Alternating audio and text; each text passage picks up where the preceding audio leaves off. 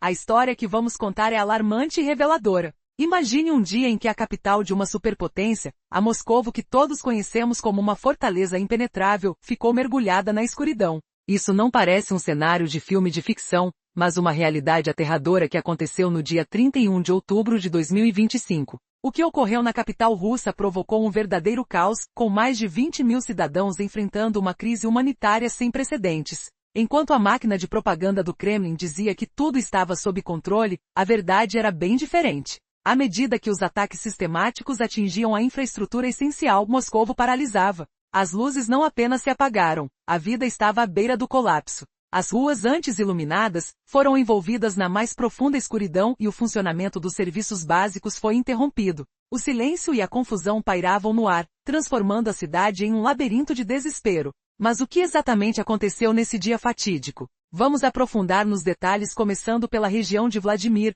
um dos pontos críticos que sofreu um ataque direto à sua infraestrutura energética. Estrondos e explosões ecoaram enquanto os sistemas de energia, vitais para manter a cidade funcionando, eram destruídos. A primeira onda de ataques ocorre, causando efeitos em cadeia que atinge o coração da cidade.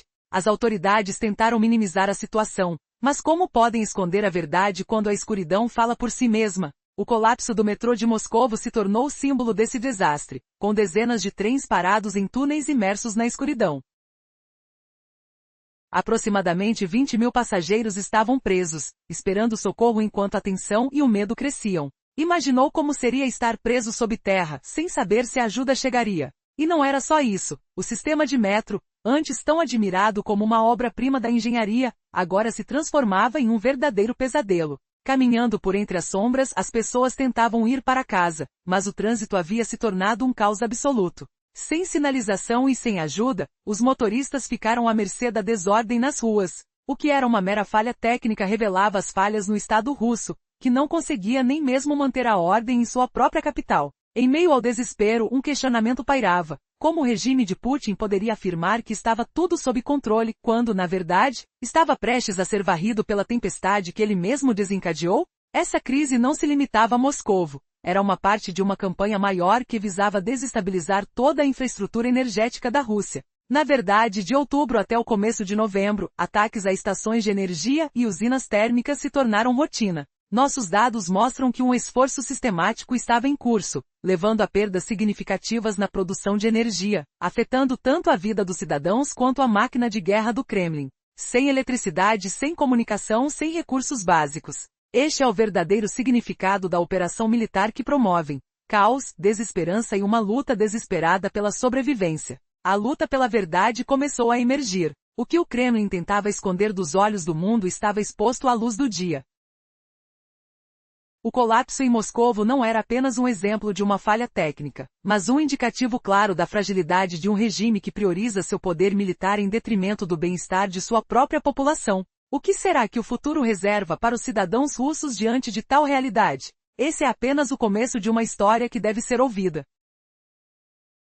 Em meio a um cenário desolador, a guerra que Putin desencadeou começava a refletir nas portas do Kremlin. Enquanto o caos tomava conta das ruas de Moscovo, uma tragédia ainda mais sombria se desenrolava nas profundezas da cidade. O metrô de Moscovo, um símbolo de engenharia e ordem, transformou-se em uma armadilha assustadora. Quando a falta de energia atingiu a cidade, o extenso sistema de transporte subterrâneo parou abruptamente. Aqui estão os números que precisam ser destacados. 43 trens de metrô, repletos de passageiros, estavam presos nos túneis escuros. Estima-se que cerca de 20 mil pessoas ficaram encurraladas em meio à escuridão total. O pânico se instaurou, criando uma situação humanitária angustiante, enquanto milhares de pessoas esperavam em vagões sem ar, sem entender o que acontecia. A queda de energia afetou completamente 5 linhas do metrô, incluindo locais críticos como Zamskvoretska e Kakhovskaya. Muitas seções essenciais, desde Chabalovskaya até Kitai-Gorod, foram paralisadas. As estações estavam fechadas para a entrada e funcionavam apenas para a saída, enquanto as escadas rolantes pararam e os corredores de transferência mergulharam na escuridão. Svetlana Tsariova, porta-voz do metrô de Moscovo, atribuiu a situação a uma falha na central elétrica de Mozanurgo, mas não soube informar quando os serviços seriam restabelecidos. A verdade é que a falta de energia emanava de instalações que haviam sido atacadas em Vladimir e Chagino. Consegue imaginar? Enquanto Putin ameaçava congelar a Europa no inverno, 20 mil cidadãos ficaram aprisionados em túneis sombrios na capital.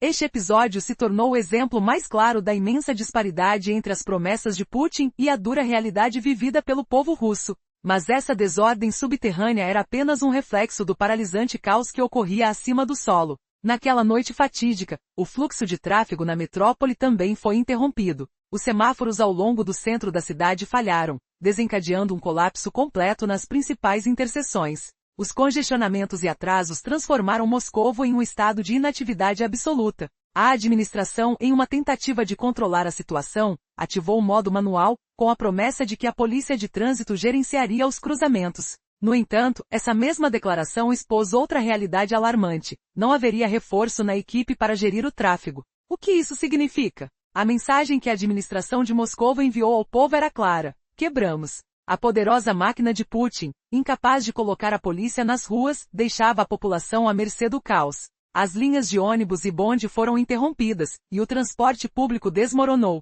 As pessoas se viram forçadas a caminhar na escuridão gelada ou ficar presas em engarrafamentos intermináveis, enquanto a crise se aprofundava. O desabastecimento de água em algumas áreas de Moscovo agravou ainda mais a situação de emergência. Sem luz, sem transporte, sem água. Essa é a transformação da estabilidade prometida por Putin na capital russa. Mas e quanto à verdade por trás de todas essas falhas? Em meio à crescente crise, uma fonte do Ministério da Defesa alegou que as operações militares não eram afetadas e que sistemas de energia reserva estavam em funcionamento. Essa afirmação deixa uma pergunta inquietante: quais são as verdadeiras prioridades de Putin? O que acontecerá no coração de Moscovo quando os dias mais rigorosos do inverno chegarão? Essa é uma situação que confronta não apenas a sua força militar, mas a vida cotidiana dos cidadãos. O que mais será revelado à medida que essa crise se desenrola? A resposta pode ser mais chocante do que se imagina. A situação em Moscou se tornava cada vez mais caótica. O caos no sistema de metrô foi apenas o início de um colapso total. A escuridão tomou conta das ruas, e o que deveria ser a grandiosidade de uma metrópole se transformou em um pesadelo. Para quem está nas ruas, a vida parou. O trânsito, que já era intenso, se tornou insuportável. As luzes dos semáforos na região central da cidade simplesmente apagaram. A consequência? Interseções importantes se tornaram verdadeiros labirintos de confusão. As pessoas tentavam sair de seus veículos, mas a desordem era tanta que parecia que todos estavam perdidos. E como o governo reagiu? Com uma declaração de que o modo manual foi ativado. A polícia de trânsito estava encarregada de controlar a situação. Mas parecia que nem isso funcionava. O que realmente se passava por trás dessas promessas vazias? A administração de Moscou abandonou seu povo à própria sorte. Naquela noite, enquanto o caos dominava, ficou evidente que o poder de Putin, que se autodenominava forte, estava desmoronando. Os sistemas de transporte público falharam, com linhas de ônibus e bondes paralisadas. A cidade, que antes pulsava com a energia da vida, agora estava em um silêncio aterrador. As interrupções na rede de energia afetaram diversos serviços, inclusive postos de bombeamento, que deixaram milhares sem água. Sem luz, transporte ou água, o que restava à população? Essa era a estabilidade prometida pela operação militar especial de Putin. E a ironia dessa situação? Enquanto as pessoas enfrentavam um colapso sem precedentes, uma fonte do Ministério da Defesa assegurava que as operações militares não seriam prejudicadas, como se a vida cotidiana das pessoas fosse irrelevante. A verdadeira prioridade de Putin nunca foram os cidadãos, mas sim sua máquina de guerra. E essa desconexão com a realidade foi sentida de forma angustiante por aqueles que habitam Moscou. Mas esse caos na capital não era um evento isolado. Era apenas um sinal do que estava por vir. Aliás, esse colapso era apenas a ponta do iceberg de uma campanha sistemática, uma batalha silenciosa contra a infraestrutura da Rússia. No curso das 2 semanas que antecederam o dia 1º de novembro, ataques massivos atingiram as instalações de energia da Rússia. 15 grandes ataques foram registrados em um curto espaço de tempo, revelando a fragilidade da rede energética. Mas quais eram os alvos? Transformadores de alta tensão e usinas térmicas, elementos essenciais para alimentar não apenas a Rússia, mas também a máquina de guerra de Kremlin. As consequências foram significativas. Os danos a essas instalações resultaram em uma redução de até 4% na capacidade de produção de eletricidade do país. Isso representou não só perdas financeiras imensas, mas também um abalo profundo na vida diária dos cidadãos. Em meio a tudo isso, uma pergunta permanece no ar. Até onde Putin irá para manter suas promessas, agora que nem mesmo a sua própria infraestrutura parece ser confiável? E o que mais está por vir enquanto o povo luta para entender essa nova realidade? A situação em Moscovo se agravou a tal ponto que as promessas de Putin aos seus aliados já não podiam ser cumpridas. Ataques recorrentes ao setor de energia continuaram sem pausa, afetando gravemente a infraestrutura. A usina termoelétrica em Orel foi atacada 2 vezes, deixando dezenas de milhares de consumidores sem eletricidade e aquecimento por um período de 12 a 18 horas. A unidade de caldeiras na planta de Klince também foi paralisada, privando muitos de calor e água quente. A emergência atingiu pelo menos 7 regiões, com sobrecarga na rede e uma total perda de estabilidade no sistema. Putin levou a guerra até a Ucrânia, mas agora a guerra estava batendo a porta da própria Rússia, revelando fragilidades no que parecia ser um sistema inabalável. Os danos eram físicos, mas também atacavam a credibilidade do aparato de segurança de Putin. Um episódio emblemático ocorreu em Briansk, onde o movimento de resistência à Tesh atacou um transformador elétrico. A ação foi tão bem executada que parecia um roteiro de filme de Hollywood. O ataque ocorreu enquanto o departamento da FSB realizava uma inspeção na região, com uma delegação de Moscovo presente. Impressionante é que, no momento em que a FSB reportava controle total da situação, a administração em Moscovo, a energia foi cortada, mostrando como a realidade estava distante da narrativa oficial. A incapacidade da FSB, uma das instituições mais temidas de Putin, de proteger um transformador em sua própria área durante uma inspeção, foi um duro golpe para a imagem do regime. Essa não foi uma derrota militar simples, foi uma derrota psicológica profunda. O movimento Atesh enviou uma mensagem clara: o controle é uma ilusão, a segurança é uma mentira. O que agora será do povo russo, quando a própria fundação de seu governo começa a ruir? A fragilidade do poder de Putin se manifesta em cada ataque, revelando uma vulnerabilidade que ninguém esperava. A guerra pode ter começado longe de sua casa, mas agora ela está dentro, e a incerteza toma conta. Essa sequência de desastres energéticos não é um mero acaso. Que reviravoltas mais aterradoras virão à luz? No contexto atual, a percepção de fragilidade nas instituições de poder é evidente. A segurança do Estado, uma das maiores fortalezas de Putin, não conseguiu proteger as instalações críticas, como um transformador em sua própria região. Isso representa mais do que uma derrota militar, é uma derrota psicológica. O movimento partidário Atesh nos relata que o controle das autoridades é apenas uma ilusão, e a segurança que prometem é uma mentira. Agora não são apenas drones vindos de fora que ameaçam o regime, os partisans dentro do território estão expondo a fragilidade da estrutura. A situação revela que o Estado não pode usar os recursos à sua disposição contra seu próprio povo para proteger sua infraestrutura. E quem paga o preço por essas estratégias e análises geopolíticas do Kremlin? Sem dúvida é o povo russo. Recentes acontecimentos na região de Kursk ilustram bem essa situação. O governador Alexander Kinston teve que confirmar um ataque a uma estação de transformação na cidade de Rios, resultando em mais de 16 mil consumidores sem eletricidade. Isso deixou não apenas Rios, mas também as áreas de Gluchowsk e Koronesk mergulhadas na escuridão. Após esses ataques com drones, a possibilidade de Moscou e outras cidades importantes como Kursk e Briansk ficarem sem eletricidade novamente é real. Em outras palavras, esses blackouts podem se tornar comuns na Rússia. A Ucrânia, com drones que custam apenas algumas centenas de dólares, tem a capacidade de provocar essa instabilidade novamente. Especialistas alertam que Moscou é um alvo prioritário para novos ataques, intensificando a preocupação. O que aconteceria se a capital fosse novamente mergulhada na escuridão? Moscou está tecnicamente cercada por um enorme anel energético. As linhas de ultra-alta tensão de 750 e 500 kV funcionam como artérias da cidade. As subestações de Vladimir e Chagino são apenas 2 pontos críticos nesse complexo. É fácil prever onde os próximos ataques se concentrarão. Os alvos mais prováveis para as forças ucranianas são as principais subestações restantes que alimentam esse anel energético. Se o suprimento de energia for cortado, a sobrevivência da capital torna-se impossível. Porém, o verdadeiro perigo ainda está por vir. O alvo não é apenas a eletricidade, o foco real são os meses de inverno. É coincidência que os ataques tenham se intensificado no final de outubro e início de novembro? A situação está se tornando cada vez mais tensa.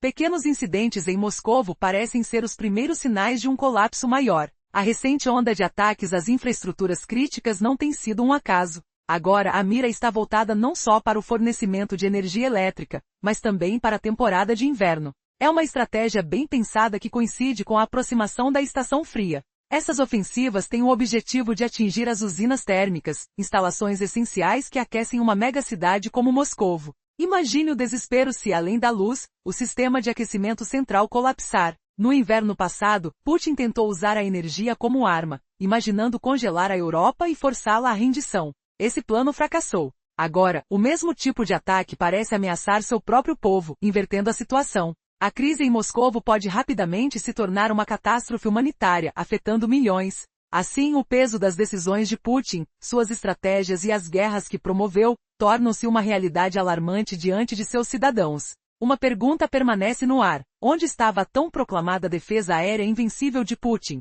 Não era Moscou a cidade mais protegida do mundo? Teoricamente, sim. Os sistemas de mísseis S-400 e S-300 cercam a cidade como um escudo impenetrável. E mesmo assim, como um transformador de 750 kV pode ser atingido 2 vezes em uma semana? Como o metrô de Moscovo ficou paralisado? Percebe-se que a guerra, que Putin iniciou, rachou este escudo e apagou as luzes em sua própria casa. Se essa situação persistir, Moscovo pode ser o ponto de partida para o colapso de todo o processo de guerra. Um sinal claro de que a agonia já está batendo à porta da Rússia. Estamos vivendo um momento crítico, onde cada decisão errada se reflete diretamente na qualidade de vida do povo russo. A pergunta que fica é, até quando essa realidade pode ser ignorada? A resposta pode nos surpreender de formas que nunca imaginamos. A crise começou em uma região crucial, nas proximidades de Moscou. Áreas como Vladimir, Kostroma Greze e Vulgarichens também foram atingidas. Esses locais não são simples estações de transformação. O coração da situação, no entanto, é a região de Vladimir, um centro energético vital que ilumina Moscou. Este nome está entrelaçado na história da Rússia, assim como na sua rede de energia moderna. Para piorar, essa foi a segunda vez que o mesmo local foi atacado em uma semana. O governador da região, Alexander Avdil, tentou minimizar o impacto, garantindo que todos os sistemas de apoio à vida estavam funcionando normalmente. Mas essa era uma falsidade. Apenas dias antes, a primeira onda de ataques, ocorrida em 31 de outubro, havia revelado a fragilidade do sistema, desencadeando uma reação em cadeia que mergulhou Moscou em total escuridão. Inúmeros bairros, incluindo o centro da capital, ficaram sem eletricidade. Não foram apenas as luzes que se apagaram. Todo o funcionamento de uma metrópole moderna entrou em colapso. Escritórios, negócios e instituições pararam completamente. As ruas antes movimentadas estavam desertas. Um cenário de desespero, enquanto os moradores tentavam entender a situação, foram informados de uma simples emergência na rede elétrica. Que explicação superficial! Na mesma noite, o prefeito de Moscou, Sergei Sobyanin, revelou que um drone se aproximando da cidade tinha sido abatido. O regime de Putin não podia revelar a verdade, mas os habitantes presenciavam a realidade. A escuridão que tomava Moscou não era fruto de uma falha técnica, mas um sinal claro de que a guerra iniciada por Putin estava agora batendo à porta do Kremlin. Mas o que estava acontecendo sob a terra? Era ali que a verdadeira tragédia se desenrolava. O metrô de Moscou, mencionado anteriormente, se tornou foco da crise. Esse sistema, símbolo de engenharia e ordem russa, transformou-se em uma armadilha no momento em que as luzes se apagaram. O metrô, que deveria oferecer segurança e transporte, estava agora paralisado metros abaixo do solo. A situação ficou dramática. 43 trens com cerca de 20 mil passageiros a bordo, ficaram presos em túneis que estavam completamente mergulhados na escuridão. O pânico tomou conta. Olhos arregalados, corações acelerados. As pessoas esperavam em vagões sem ar, sem saber o que estava acontecendo. A energia foi cortada em 5 linhas do metrô, incluindo Zamskvoretska e Kakhovskaya. As estações eram fechadas para a entrada, enquanto os escaladores pararam. Não havia luz nos corredores. Svetlana Tsariova, a chefe de comunicação do metrô, apenas mencionou uma falha na usina elétrica, mas admitiu que não tinha ideia de quando a situação seria normalizada. Poderia alguém imaginar? Enquanto Putin ameaçava paralisar a Europa no inverno, 20 mil cidadãos ficavam aprisionados no escuro, no metrô de sua própria capital. Este quadro evidenciava a absurda discrepância entre as promessas de Putin e a realidade que o povo russo enfrentava. O caos subterrâneo foi acompanhado por uma paralisia na superfície. O que mantém uma metrópole como Moscou em funcionamento? O fluxo de tráfego. E naquela noite, esse fluxo foi interrompido. Luzes de trânsito não funcionavam em várias áreas. O resultado foi um caos total. Congestionamentos e atrasos tornaram-se a norma. O que disse o regime moscovita? Que o modo manual foi ativado, mas, curiosamente, admitiu que não haveria policiais suficientes para gerenciar o trânsito. O governo estava essencialmente dizendo ao povo para se virar sozinho. O poderoso Estado de Putin se tornará incapaz de controlar o funcionamento básico de sua capital. Transporte público falhou completamente. Linhas de ônibus e bondes foram cortadas. As pessoas estavam presas em um trânsito interminável ou tentavam voltar para casa em meio à escuridão. O que parecia ser um estado de emergência local rapidamente se ampliou. O colapso da energia em Moscou resultou em interrupções no abastecimento de água, somando-se a um quadro de desespero e caos. Isso era a estabilidade que a operação militar de Putin havia trazido? E a ironia disso tudo? A defesa informou que as operações militares não haviam sido impactadas, que sistemas de energia reserva haviam sido acionados. Isso disse tudo. Havia energia reserva para os militares, mas não para o povo. Não existia um plano de contingência para os que estavam presos no metrô ou para os milhares forçados a retornar a pé para casa. Este foi um golpe direto para o povo de Moscou. Julgue você mesmo. Em meio à paralisação completa, os ataques à infraestrutura energética da Rússia não eram meras coincidências. De meados de outubro até o início de novembro, um ataque após o outro, um plano sistemático contra o coração energético da Rússia se tornará evidente. A verdade é que, ao contrário do que Putin tentava esconder, o colapso estava à vista de todos. E o que isso significava para a continuidade da guerra? O que está por vir é uma visão ainda mais aterradora do que já presenciamos. A guerra e a crise energética dançam um balé mortal, e o povo russo está no centro desse turbilhão. A situação em torno de Moscou se tornava cada vez mais sombria. Na região de Vladimir, um importante centro energético que abastece a capital, ataques contínuos começaram a desestabilizar a infraestrutura. Este local estratégico, conhecido por sua importância na história russa e vital para a rede moderna de energia, se tornou alvo de operações inimigas.